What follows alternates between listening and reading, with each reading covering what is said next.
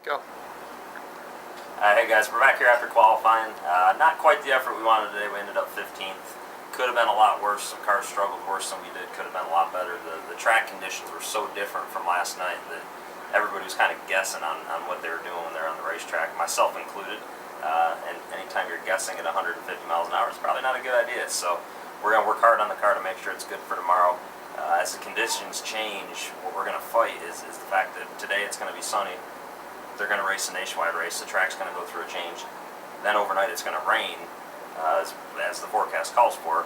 And by tomorrow we're expecting clouds and chance of rain. So there's going to be a lot of different variables that we have to figure in when we're setting the race car up. We're going to have to wait till tomorrow morning to really make some of our final decisions as to what we want to do to the car, chassis-wise.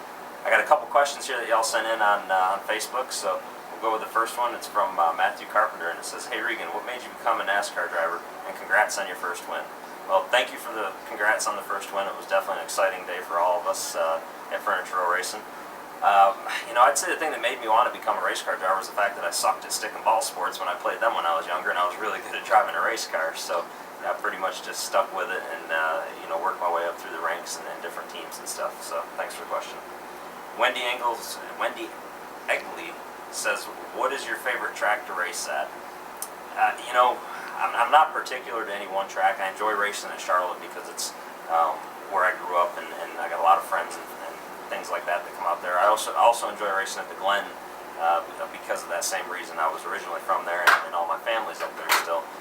But outside of that, Dover, Bristol, they're two of my favorites, and probably Charlotte. So, next question is from Greg Green.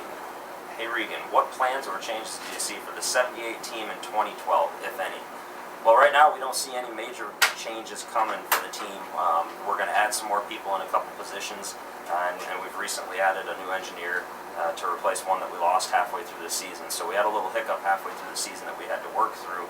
Now that we got the new engineer in, things are moving back forward. We're back progressing with our setups and stuff like that, and I feel good about that situation there. So outside of that, we're just going to continue to improve on a couple areas. I think we've highlighted some places that we need to do better at to be able to have more consistent, strong runs. We're getting the speed to where it needs to be, but we've still got some areas that we've got to refine and work on a little bit, so we'll keep working on those. Next question comes from Matt Campbell. "How do you feel about the new track at PIR, and has the second or third groove come in yet?" Well, that's a good question. I don't know how I feel about the track yet, because last night I felt really good about it, and today I felt horrible about it. So that's a work in progress for me, as is the second groove at the racetrack. There was some runs last night. I was one of the first cars to start trying to work up there and see if there was any speed up there, and actually did find a line in turn one in particular that the high groove was working for us. But today I would not venture up there with the sun out.